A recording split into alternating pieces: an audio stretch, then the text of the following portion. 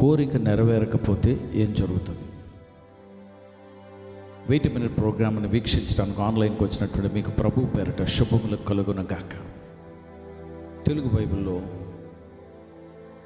సామెతలు 13వ అధ్యాయము 12వ వచనంలో హోప్ గురించి రాయబడ్డది. Hope deferred makes the heart sick. కోరిక నెరవేరకపోతే హృదయము నొచ్చును.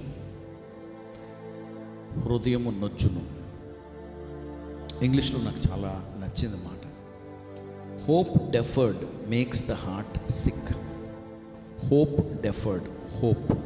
హోప్ అంటే నిరీక్షణ. హోప్ అంటే ఆశ. ఇలా జరిగితే బాగుండు, అది వస్తే బాగుండు, ఇది దేవుడు ఇస్తే బాగుండు, నేను ఇది సాధిస్తే బాగుండు అని ఈ నిరీక్షణ అనేది నెరవేరలేదనుకోండి, నిరీక్షణ నెరవేరకపోతే హృదయాన్ని ఏం చేస్తుందంటే సిక్గా చేసేస్తుందట. నీ హృదయం, నీ గుండె సిక్ అయిపోవటానికి కొన్ని కారణాలు ఉంటాయి. అందులో ఒక ముఖ్యమైనటువంటి కారణం ఏంటంటే హోప్ డెఫర్డ్. ఏమోలే, ఎప్పుడో చేస్తారేమో, నా కోరికలు ఎప్పుడు కూడా దేవుణ్ణి అడిగినా నెరవేర్చడం. ఇది ఏమవుతుందంటే నీ హృదయాన్ని సిక్ చేసేస్తున్నాయి.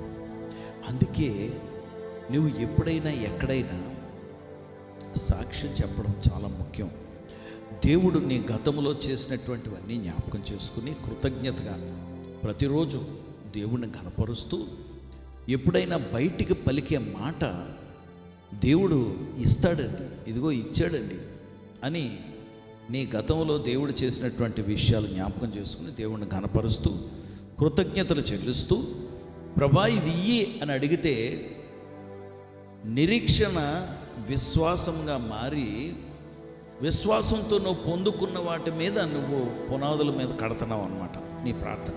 కనుక ఎప్పుడైతే ఆ పునాదుల మీద కడుతున్నావో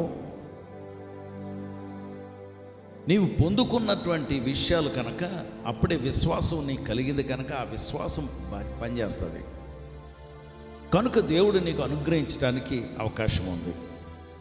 కానీ నువ్వు అడిగేవి దేవుని చిత్తం బట్టి కాక, నువ్వు అడిగేవి పొందుకోవటం నీకు చేతకాక, నువ్వు అడిగేవి కరెక్ట్ విధానంలో నువ్వు అడగకపోతే ఆ నిరీక్షణ లేకపోతే ఆ కోరిక నెరవేరదు. అప్పుడు సిక్కైపోయేది, జబ్బు చేసేది ఏంటంటే నీ హృదయం. అది వాక్యం చెప్తుంది. అంతేకాదు, దానికి రెండో భాగం ఉంది. సామెతలు ఏమంటున్నారు? కోరిక సిద్ధించిన మనోభావం, మనోవాంఛ, సిద్ధించిన మనోవాంఛ జీవవృక్షం. సిద్ధించిన మనోవాంఛ జీవవృక్షం అంటే నీ కోరిక నెరవేరింది అనుకోండి, ఆ నెరవేరినటువంటి కోరిక నీలో జీవం కలుగు చేసే వృక్షంగా తయారైపోతుందట. సైకియాట్రిస్టులు కనుగొన్న విషయం ఏంటంటే నీ మైండ్లో నువ్వు చూసేవి, నువ్వు వినేవి, నువ్వు మాట్లాడేవి, నీ హృదయంలో వచ్చే కోరికలు ఇవన్నీ కూడా ఒక చిన్న చిన్న ఎలక్ట్రిక్ స్పార్క్స్ లాంటివి. ఇవి నీ బ్రెయిన్లోకి వెళ్ళి నీవు ప్రార్థన ద్వారా వాటిని నువ్వు అధికం చేస్తూ ఉంటే, లేదా ప్రార్థన ద్వారా నువ్వు దేవుడికి అర్పిస్తుంటే దేవుడు ఇస్తారు ప్రభా, నువ్వు ఈ ప్రభా యేసునామములో నేను అడుగుతున్నాను అని ఇలా ప్రార్థన చేస్తూ ఉంటే ఆ చిన్న విత్తనం స్పార్క్ ఏమవుతుందంటే చిగురించి లోపల చెట్టులాగా ఉంటుందట. ఎంత అధికంగా అది పెరిగితే అంత అధికంగా నువ్వు ఆత్మీయంగా బలంగా ఉంటావు. అప్పుడు నీకు సిక్నెస్ రాదు. సైకియాట్రిస్ట్ కనుక్కున్నారండి. ఏది సెక్యులర్ సైకియాట్రిస్ట్, స్పిరిచువల్ పీపుల్ కాదు. ఈ ప్రిన్సిపల్ అప్పుడు కొంతమంది పాస్టర్లు విని అది వాక్యంలో ఉంది కదా మాట అని గుర్తొచ్చి అది సంఘాలకి బోధించడం మొదలుపెట్టారు. గొప్ప విషయం ఇది. అందుకే దేవుని బిడ్డలారా, ఈ వృక్షము జీవం కలుగు చేసే వృక్షం అట. It is a tree of life. అందుకే నెరవేరే నిరీక్షణ, నువ్వు నెరవేర్చుకున్నటువంటి, నువ్వు అడిగినటువంటి ప్రార్థన అంశాల్లో దేవుడు నీకు అనుగ్రహించినటువంటివన్నీ కూడా ఇప్పుడు నీలో అవి వృక్షాలుగా మారిపోతున్నాయి. ఆ వృక్షాలు ఏంటంటే జీవము కలుగు చేస్తాయి. అందుకే నువ్వు ఒకసారి రోజు ఉదయం కూర్చుని నీ ప్రార్థనలో దేవుడు ఎన్ని ఆలకించారు, ఎన్నో విషయాలు. నువ్వు కుటుంబంగా ఉన్నావు, నీకు పెళ్ళవుతుందా అని నువ్వు చాలా వేదంతో కూర్చున్నప్పుడు దేవుడు కాదా ఆ వివాహం చేసింది?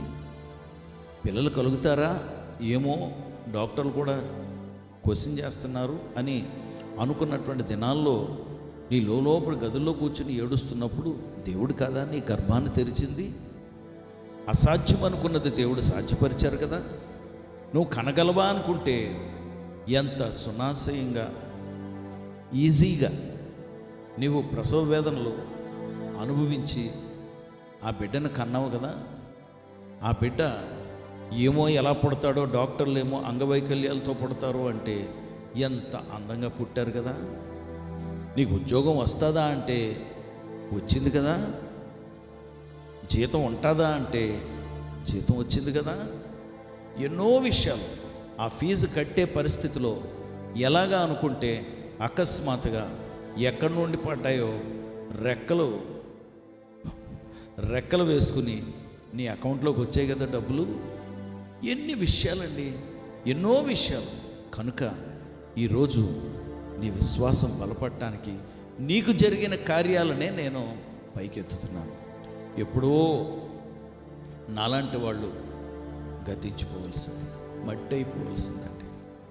నా కుటుంబంలో నా పిల్లలు ఏమైపోదురో, నా భార్య ఏమైపోదునో, వారు ఎంతో ఆశతో నేనేదో వారికి ఎక్కడికో తీసుకెళ్తాను, ఏదో వారి జీవితాలు బాగుంటాయి, వాళ్ళ కూతురు జీవితం బాగుంటుందని నాకు ఇచ్చి పెళ్లి చేశారు. అకస్మాత్తుగా నేను దుర్మార్గుణ్ణి, దుష్టుణ్ణి, దౌర్భాగ్యుణ్ణి అని వారికి తెలీదు. కానీ వివాహం చేసుకున్న తర్వాత అంతా బాగానే ఉంది అనుకున్నారు, కానీ ఉద్యోగం పోయింది. అలాంటి పరిస్థితుల్లో దేవుని బిడ్డలారా, నా పిల్లల పరిస్థితులు ఏంటి చెప్పండి. దేవుడు అక్కడి నుండి చిగురింపు చేశారు. ఇప్పుడు ఒక జీవవృక్షంగా నేనే కాదు, నా పిల్లలు ఆశీర్వదింపబట్టమే కాదు, అంతేకాదండి, దేవుని బిడ్డల అనేకులకు నన్ను దేవుడు ఆశీర్వాదకరంగా మార్చారు. అందుకే hope deferred makes the heart sick, but hope or desire which is fulfilled, hope which is fulfilled is a tree of life to that man. ఎంత మంచి మాట. ప్రార్థన చేద్దాం. దేవుడు తప్పకుండా నిన్ను కూడా, నీలో కూడా ఆ జీవవృక్షాన్ని నాటి ఫలింపచేయును గాక. పరిశుద్ధ ప్రభువా, నీకు వందనాలు, స్తోత్రాలు. మాలో నాయన కార్యం చేయమని ప్రార్థన చేస్తున్నాం. ఎన్నో ఆశలు, ఎన్నో కోరికలు, ఎన్నో విషయాలు మీ పాదాల దగ్గర తీసుకొచ్చి అడిగాము. ఇవ్వలేదు అన్నటువంటి విషయం కన్నా నువ్వు ఇచ్చావు, ఇది కూడా నువ్వు అనుగ్రహిస్తావు ప్రభా అని, ప్రభా నీ చిత్త ప్రకారంగా మేము ప్రార్థన చేస్తూ నీ పాదాల దగ్గర తీసుకొచ్చాం. నాయన, ఇదిగో నీ బిడ్డల ఆశతో నీ వైపు చూస్తున్నారు. కనికరించండి, దయ చూపించండి. అకస్మాత్తుగా వారి అకౌంట్లోకి డబ్బులు తీసుకురండి, వారి అవసరతలు తీర్చండి, ఆశీర్వదించండి. మా ప్రభు రక్షకుడు యేసుక్రీస్తు వారి నామములో ప్రార్థించి వేడుకొంచున్నాం తండ్రి. ఆమేన్.